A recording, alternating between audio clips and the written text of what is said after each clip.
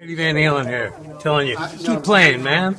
Gotta keep playing. It's the only thing there is. Music, man. Keep playing. All right?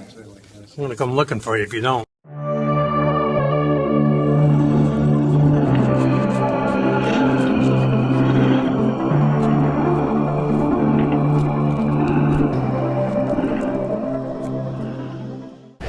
Well, hello everyone. Of course it is me, Scott. That's right, that guy that you would occasionally stumble across here on YouTubeville.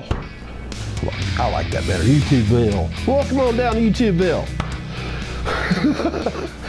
Well, I'm quite sure a lot of you by now have noticed that, yeah, I'm kind of into that Halloween franchise, right? Especially that first film that started in '78. Yeah, the rest of them, they're pretty cute too. But yeah, I'm pretty much a big fan of the Halloween franchise. Look, I just having some fun with you. Look, if you were born when H2O came out and that's what it started for you, look, I get it, I understand. Some of us have a certain film and that's our favorite one, and that's all that matters. And we're a big family and we love our damn Halloween films, there's no doubt about it. And there was something else that happened in 1978 for me, the world in general. Now granted, if you lived in Pasadena in the mid-70s, let's say, or even Hollywood with all the strips down there and the, you know, the bars where people would go see the bands, then naturally you were very fortunate because you were able to experience a band that went from, I think, the name Genesis, like, no, we can't do that because that already exists. Mammoth, no, that already exists. You know what, let's just go with Van Halen to sum it up. So that's what they went with. The Mighty Van Halen was released to the world, especially in 1978 when that album that I stumbled across at an old record store in Dayton, Ohio, Peaches. Oh yeah, I could go on and on and on about those stories, but you know what, that's not what we're here for. We're here about this guy, and this guy only, because this is definitely a combination, really something that I wanted to do when I first started this whole thing here at the bar, producing videos back here. So I finally got it done, and boy, this is definitely a statement of coulda, shoulda, woulda. That's right. What I have here is something that I came up with. It is the best of both worlds, the Michael EVH mask. That's right, folks, the Michael EVH mask. Now, technically, this is something else that's considered 1978. The Trick or Treat Studios '78 mask that a lot of us have been familiar with here the past, what, couple years now. So I took that mask and decided, let's finally do it. Yeah. It would have been great if I would have done this before I lost Edward, or before the world lost Edward Van Halen, because who knows, with social media, YouTube, Instagram, Facebook, he may have stumbled across this, and who knows, maybe Edward was a fan of Halloween, and maybe he would have actually said, hello, Scott, and of course I probably would have fainted, but then again, he could say, hey, could you make me, and then I would have been so nervous with every line on this mask.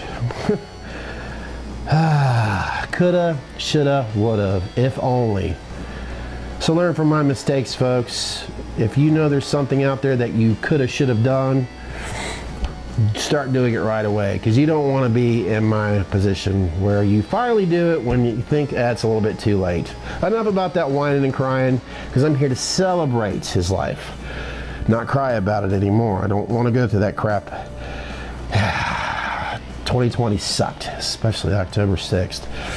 Anyways, here we are at the EVH, Michael EVH mask, and I do want to give credit for Trick or Treat Studios for at least, you know, making the sculpt. Sure, I could have put this on any Myers mask, or people say, well, why didn't you put it on the Frankenstein? Shouldn't it be on the Frankenstein?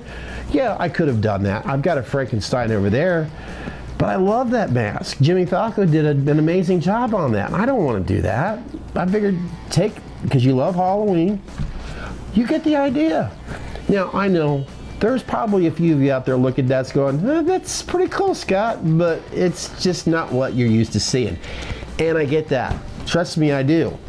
When I first started painting the stripes on here, I was like, I don't know about this. But as I got a little bit more involved, I was listening to some Van Halen, and I wish I could play Van Halen right now. Sure, I could, but I'm gonna respect those damn rules, because you gotta start doing it. So if you want to, you could crank up some Van Halen music and put it on pause while you're looking at this.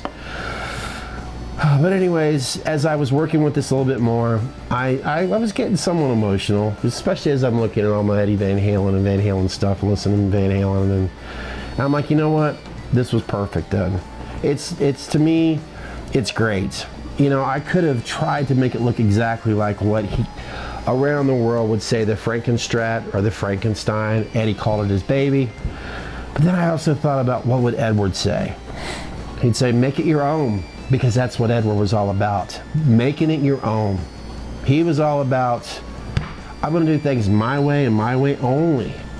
And if I make a mistake, smile, because no one will know if you made a mistake or not. So that's probably why Eddie was always smiling, because he's like, this screw up.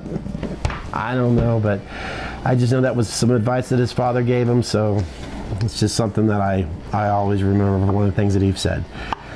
I gotta stop thinking about what Eddie would say right now. My point is, this is something that I've been wanting to do for a very long time, and it's gonna replace the Frankenstein that's been sitting in the corner. Not that I want to take that out of there, but I envisioned having a best of both worlds where I had a Michael Myers mask mixed in with a little bit of Van Halen. Now, I'm going to also answer something else real quick, because I know you are looking at the hair.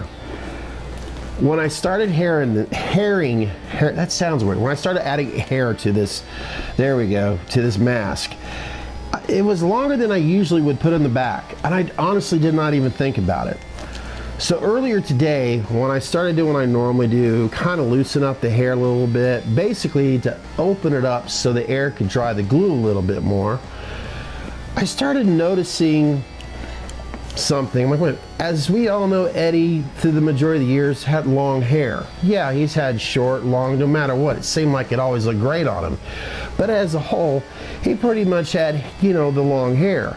And I remember like back in '86, with 5150 Live Without a Net, which has been more popular, on YouTube, you see more of a mullet look with Edward Van Halen.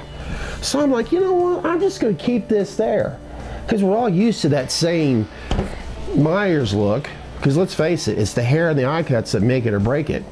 So why not continue making it your own with the EVH stripes, and let's have the long hair. Why not? It makes it more of a Van Halen mask. I mean, I could always change my mind. Well, after a long board meeting, we've decided unanimously that Michael needed a Great Clips haircut. That's right. The 50-cent haircut that Michael is notoriously known for, well, his look. Yeah, folks, I decided the mullet has to go. It just didn't look right. Even though he's going to be sitting over here in this corner, and I'll even, well, yeah, I seriously doubt I'll ever bother to look at the back of it again, which, by the way, Frank's sitting over there. Looks pretty good. But yes, after a long meeting, we decided he needed his, what would you call it? Viva Sassoon Michael Salon clip number 2. And that's the story I'm sticking with. Just a simple phone shot, by the way. And let's get you home, kiddo. So there you go, folks. My official, something that I've wanted to do for a long time, Michael EVH mask. Yeah. I know. I have a feeling it's going to take me some time, my eyes, to get adjusted to it, especially maybe when it's over there, I'll enjoy it even more. But I do. I love this thing. It's fun. And I encourage others to do stuff like this. If it's yours, make it your own. It doesn't have to be like everybody else's. You know what I mean? So I'll just leave it at that. I mean, if you've got any questions, naturally in the comments section down below, please feel free. Like, how'd you do it? It's not rocket science, folks. It has a lot to do with painting and tape. That's about it. And patience, of course. Alrighty. Well, tell you what, I'm going to shut up now. Hopefully in the next video or two, I might have something that's, you know what, I better shut up because I don't want to jinx it. I just know it could be a little bit more entertaining for maybe at least a few more people. Who knows? So just have to wait and see. Yeah, I almost jinxed it and said something, but I better not because I don't want to ruin it for you guys. Alrighty, well, naturally, if you like this video, you know what to do. Give it a big thumbs up. And of course, for all you jealous individuals out there that probably only watched 1 second of this video, you know what to do, right? Whatever. I'm shutting the hell up, and I'm going to start editing this video because I got to get up really early in the morning. That's right. 51:50 time, folks. I am out. Have a good one.